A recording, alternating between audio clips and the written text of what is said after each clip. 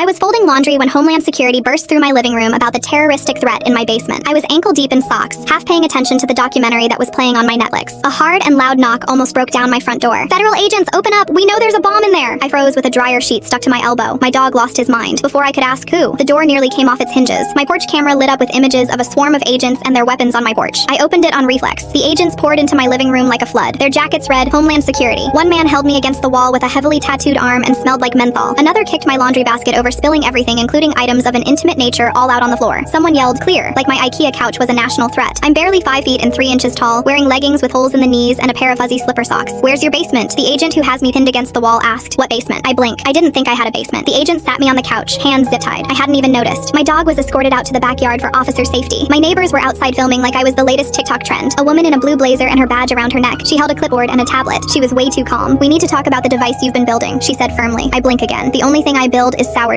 I say. My mouth felt dry. "And resentment," I added. The woman didn't laugh or smile. "We have audio of you discussing explosive materials, timers, and detonation windows over the past 3 weeks," she said. My stomach fell through the floorboards. "That's impossible. I work in HR," I say. She tapped the tablet. She played a clip. "If I seal it right, pressure builds faster. You can hear it when it gets close." That was unmistakably my voice. My mother would even believe the agents. I wasn't sure I believed myself. The woman played another clip. "I don't want it to go off early. It needs to sit overnight." I pale. This was getting really bad. The woman watched me like she was waiting for me to just break down and confess. She played clip after clip, my voice saying things like, "Tending carefully to it, how messy it gets if you rush it," or "The smell can be really bad." It actually made my stomach twist. They brought in my boyfriend, who they'd pulled out of work and zip-tied as well because his name came up in my recordings. "It's not what you think," I stammer. The woman asked why my smart speaker logged these recordings at 2 a.m. She brought up my Google search for how to increase pressure safely. I asked for a lawyer. She nodded. "That's fine. We'll let you call in a minute." Then one of the other agents appeared with a piece of paper. The warrant for the basement came through. He handed the woman the paper. I couldn't help it. I burst into laughter. Hysterical laughter that you get when something happens that is so absurd you can't believe it was happening. "I don't have a basement," I say. The woman pulls up an image on her tablet. "Our thermal scan says otherwise," the woman says as she shows me. That's when it all clicked. The only place in my house that stayed warm all night was my pantry. I had converted it to house a space heater that I used in the winter, and it looked on the thermal as a basement. "Play all the recordings, start to finish, not just clips," I say. The woman hesitated. My living room was packed now with agents, local police, and my boyfriend looking pale and bewildered. "Play it again, please," I say again. She did. The recording started and you could hear the clink of a jar, then my voice saying, "Okay, feeding time. If I seal it right, pressure builds faster." Oh my god, that's gross. Finally they heard. "I think I might have killed it." "Oh shit, it smells like a bomb of death." "Never mind. Quincy lives." Everyone looks confused. "It's sourdough. I have a starter. I named it Quincy," I explained. Someone snorts at the name. They find the pantry with the jar labeled Quincy. One of them opens it and looks like they're going to gag. The agent reseals it. The agents apologize and undo the zip ties. They hurry out like if they move fast enough this would all go away. My boyfriend hugged me and asked if I was okay. I stood in the wrecked living room and nodded. I was, mostly. I went over and unplugged the heater. No one wanted Quincy to explode.